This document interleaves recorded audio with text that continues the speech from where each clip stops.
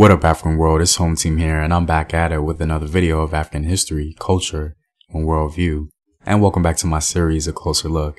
And today, we're going to take a closer look at the Hausa people.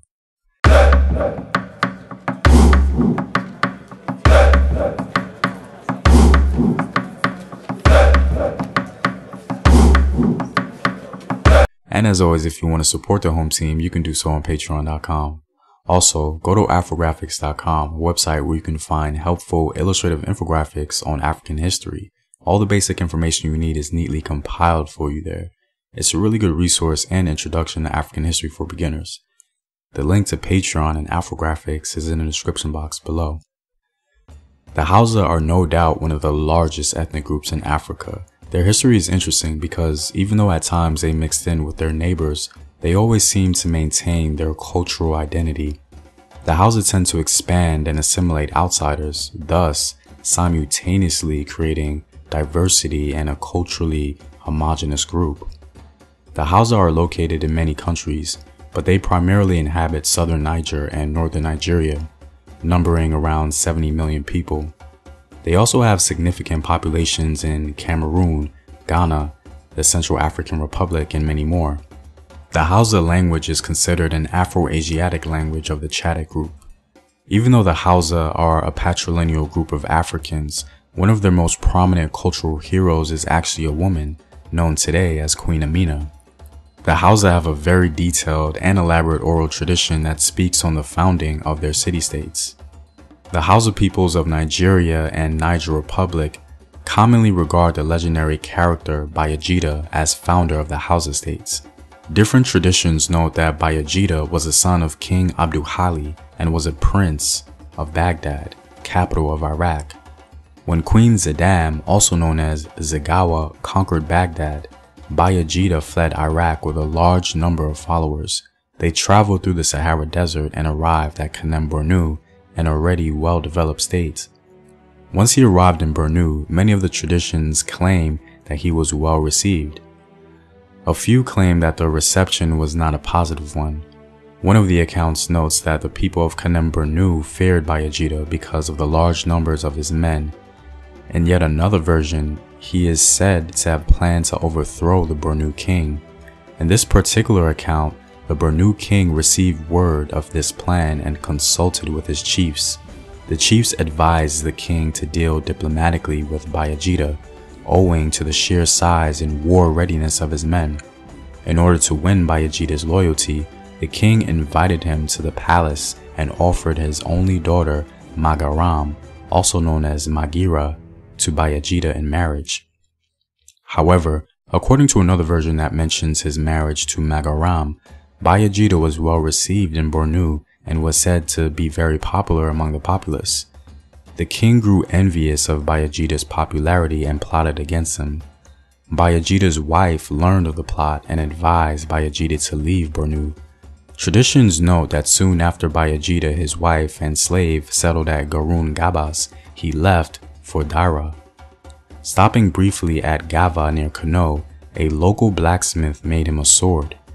Bayajida finally arrived at Dara, the modern-day Katsina state.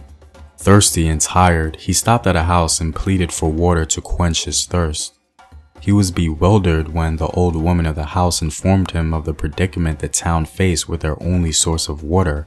A mystical snake called Sarkin, meaning king, inhabited the major spring where the community obtained its water. The entire community was allowed to draw water from the spring only once in a week. Armed only with his sword, Bayajida made for the spring where he fought and killed the snake. After drinking to its heart's desire, he returned to the woman's house with the snake's head in his bag. Because of this heroic deed, Magajiva Durama, the queen and ruler of Dara, offered Bayajida half of Dara kingdom. However, Bayajida refused, preferring to marry Dararama instead. Dara tradition, however, forbade the queen to engage in intercourse or to get married. The queen gave him her female slave, Bagwaria, as a wife. Some versions describe Bagwaria as a concubine. They named their first child Karbagari, which in the Hausa language means he snatched the town. Fearing that Bayajida would one day take her country from her, Diorama, contrary to tradition, offered herself in marriage to Bayajida. She named their son Bawo, which in the Hausa language means give it back. These oral traditions relate that Bayajida bore 3 sons by 3 women. Bawo had 6 sons: Dara, Gober, Kano, Katsina, Rano, and Zaria, also called Zazao. Together, Bawo and his sons originated the so-called legitimate Hausa states, the Hausa Bakwai.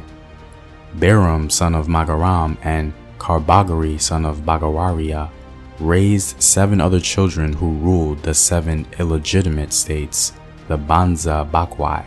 The first Chadic speakers are believed to have cultivated cereals such as millet and sorghum some 6,000 years ago in the vicinity of Lake Chad.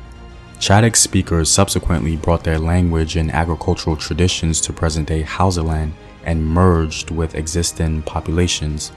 Their descendants are the present-day Hausa people. The earliest Hausa states probably formed by 1200 CE. The first towns apparently coalesced around traditional shrines, which attracted pilgrims and became centers for trade. An increase in traffic along the trans-Saharan trade routes to the Hausa towns expanded the commerce in slaves, gold, and cola from the savanna and forest regions to the south. This thriving trade generated wealth that enabled the rulers of these towns to establish states. The 7 so-called true Hausa states, Bahram, Kano, Rano, Katsina, Dara, Zazao, and Gober, which the Hausa consider the core of Hausaland, emerged during this period. Arabian horses obtained from the trans-Saharan traders enabled the Hausa to raid southern groups for slaves, who provided a valuable source of labor. By the 15th century, Kano was one of the most important trading centers in Africa, with a population perhaps approaching 50,000 people. Contacts with the neighboring empires of Mali, Songhai, and Kanem-Bornu probably brought Islam to the Hausa towns as early as the end of the 11th century. By the 14th century, Islam had been embraced by Hausa leaders and was prevalent through much of the region. Although most Hausa eventually adopted Islam, the Maguzawa, a rural Hausa subgroup, maintained their traditional African beliefs. At their peak around 1650, the independent Hausa states stretched from the borders of Bornu in present-day northern Nigeria to the Niger River. Hausa traders traveled to markets across West Africa, exchanging salt and leather goods from Hausaland for gold and other products of the forest zone. Today, a substantial Hausa diaspora persists in countries such as Ghana and Chad. Hausa communities in West African cities often live in separate districts known as Zangos. In the early 19th century, Fulani warriors joined Hausa peasants and merchants under the leadership of Uzuman Danfodio in a jihad or holy war to unite Hausaland under the Sokoto Caliphate. The formerly independent Hausa states became joined with the Caliphate. Initially, Fulani rulers dominated the Caliphate. Gradually, however, these Fulani adopted the Hausa language and customs and merged with Hausa elites to form a northern Nigerian ruling class, best described as Hausa Fulani. Under the stable rule of the Caliphate, Hausaland prospered during the 19th century. Slaves owned by the Fulani or Hausa nobles worked the fertile fields of Hausaland and produced a surplus that sustained a substantial number of artisan producers, including weavers, blacksmiths, and leatherworkers. The pre-colonial elites of Hausaland not only survived colonialism, but have remained powerful since independence. Because they are Nigeria's largest ethnic group, the Hausa have played a dominant role in many of Nigeria's civilian and military governments. Well, I'm all out, guys. If you like these videos and want to support in its continued production, you can go to patreon.com. You can also check out Afrographics.com for illustrative infographics on African history.